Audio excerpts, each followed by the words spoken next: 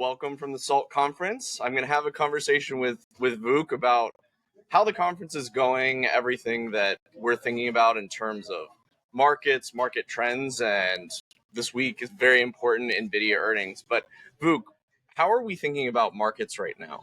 Like, what are the highlights?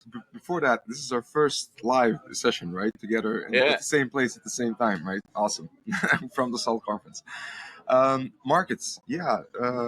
It's been, well, I mean, after FOMC, essentially, this is what we were talking about in our newsletter. After FOMC, you kind of got the signal from the Fed that markets will be bullish, pretty much.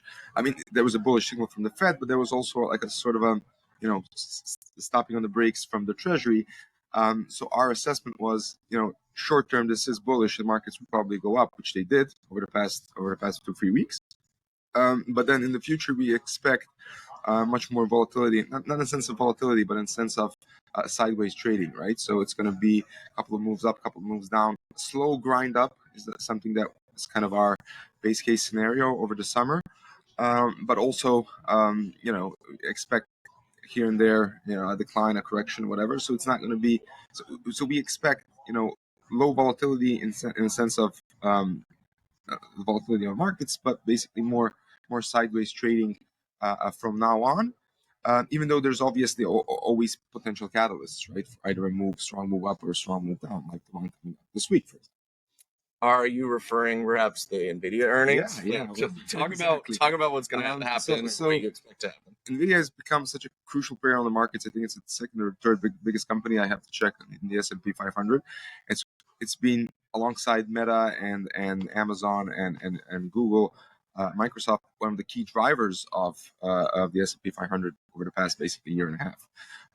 And because of its importance, it's and its incredible performance over the past year and a half, its moves tend to move market, right? So its earnings swing is projected to be around ±8%. So if it's a miss, -8. If it's a earnings beat, +8%, which will imply a significant impact on the market.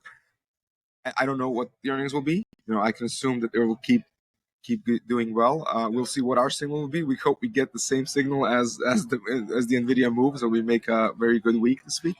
But yeah, we do expect the catalyst, right? So if it's a bad week for them, if it's bad earnings, then we might get a little bit of a correction on the markets. But if it's a strong earnings, which is I think higher probability that they have a very good earnings quarter, Q1 this year, then probably continue shooting up. Although, as we said, right? So think about the impact of the macro environment, which is still the same, in the sense of inflation is sticky. We did have a low point last week, but inflation is still basically structurally sticky. We have a very good labor market, a strong, very high growing economy. So there's this no landing scenario. In that context, markets basically tend to grind up. But there's also a huge pressure from a bunch of headwinds coming up our way, macro headwinds. Again, I cannot be bearish in that kind of environment. I want to be. I want to expect the sell-off that finally, get us down, and then let's start moving back up. We thought that April was going to be that. It didn't, right? It was a correction, a very regular correction.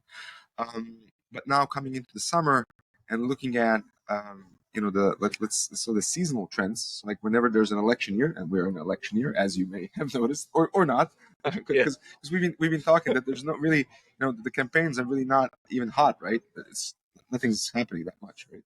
Yeah, it's not like it has been the last couple of years. Yeah. It sucks all the oxygen out of the room, and that's just not what the conversations are looking like right now. Very interesting. Very well, because one candidate is not allowed to speak, the other candidate is basically so not allowed to speak. Let's put it that way. Yeah, but anyway, but typically in election year when you have contested elections and populist candidates running these elections, then you basically get a very strong rally during the summer market. So maybe we get that this year. Yeah, and in the opening conversation yesterday with Anthony Scaramucci, they talked about deficits and what's happening in terms of the U.S. budget, U.S. spending. So could you offer some thoughts or some insights on what's happening with with deficits and debt? Sure. I mean, again, the funny thing is, given the election context that we just mentioned, so you have two candidates that are both running the same type of fiscal policy, right? When Trump was in office, he was running a pro-cyclical policy, right? So unemployment was going down, and and the economy was going up, and he was pushing deficit spending. When the economy is doing well, you don't do deficit spending. You do the opposite, right? Because you want to lower your debt pressure. Biden, same thing, same policy, right? So you have unemployment is very low, lowest it's ever been. The economy is super strong, and yet you have huge deficit spending, right? You have the government pushing so much debt into the economy, pushing so much liquidity into the economy. And wherever you have the governments pushing so much liquidity into the economy, it's good for markets, okay? It's pumping the economy, essentially. But it's bad for, like, let's say, long-term sustainability of your fiscal situation, of the debts and the deficits.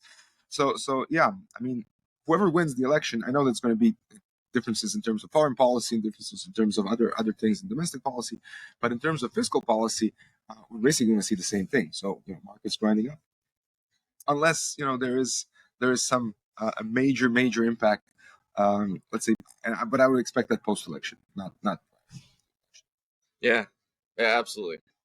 Any other big things happening in markets that people should be I noticed that there was this crypto thing yesterday, right? And you know something about that, so tell us about what Ethereum and Bitcoin was up over 70,000. Yeah, so there were some rumors that were happening yesterday regarding whether there would be some approvals of ETFs related to Ethereum, and that sent crypto markets like booming. Everything was up basically yesterday, and I mean Ethereum was up. I think yesterday it was 18%, but it's continued even into today. I think last time I checked, it was like up 22% in the last 24 hours, which is pretty wild, right? Yeah, it's like they're trying to take it to the moon. But there's a lot of movement, and part of it is also that there are some bills in front of Congress to start clarifying the regulatory lines between who can regulate crypto and who can make decisions about crypto, between the SEC and between the CFTC, like drawing lines, defining what kind of crypto is going to be regulated as, say, a commodity, and drawing very clear lines between what crypto is and what types of crypto fall under what types of regulation, which, if you're talking about crypto markets, makes it a lot more predictable. Right now, there's been a lot of questions, there's been a lot of confusion around who is in charge of regulating crypto. Is it a commodity? Is it not a commodity? And the FIT21 bill would allow Congress to define what that looks like, draw clear lines, and make it easy for the crypto market to continue. And that's why so many crypto bulls, so to speak, are pushing for this FIT21 bill, as well as other bills that are coming behind it. Yeah, plus it kind of increases probabilities for institutional adoption, which is already there. It's already happening with the ETF and everything.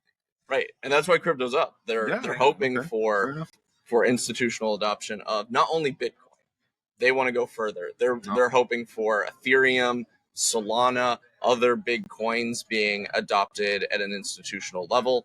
And the easier the regulations are, or the more straightforward the regulations are, crypto, the easier it's going to be for both institutional adoption as well as making it an asset. We're not a crypto fund. We probably won't ever be, but it's interesting to to keep it in mind because of the correlations, right? It's very it's all correlated essentially. Yeah. And then the last thing I wanted to talk about, one of my childhood heroes, a huge basketball fan in middle school. So Carmelo Anthony was here yesterday and talking about his lessons working in venture capital. Who he was? I'm kidding. I know who he was. But one of the things that he talked about that I thought was such a highlight and is really meaningful while we're here at SALT and we have at least part of the team together is he talked about how important it is when you're thinking about funds and companies, how important it is and how you think about the makeup of the team. And it's been a couple of years now since we've been working together, and we've launched Orca. So this team has been really incredible, and I just wanted to highlight how amazing it has been to work with Vuk, to work with Mile, work with Dan, and to work with the rest of our growing team.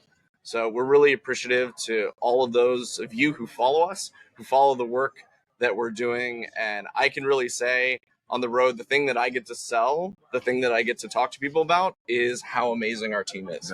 And I'm really excited to continue to watch the growth of Orca, and we're really excited about this team moving forward. Now, I'm touched. I'm not going to add anything. Now, as always, nothing in this video is investment advice. Please consult your professionals, your RIAs, whoever you need to consult. This is not investment advice, but we're very, very grateful to be here at SALT. This is an amazing conference for anyone who is in the hedge fund space. We highly recommend that you consider joining for this event here in New York, events in Miami, anything related to iConnections and SALT. You should get involved. Absolutely. I endorse the message. All right. Thank you all.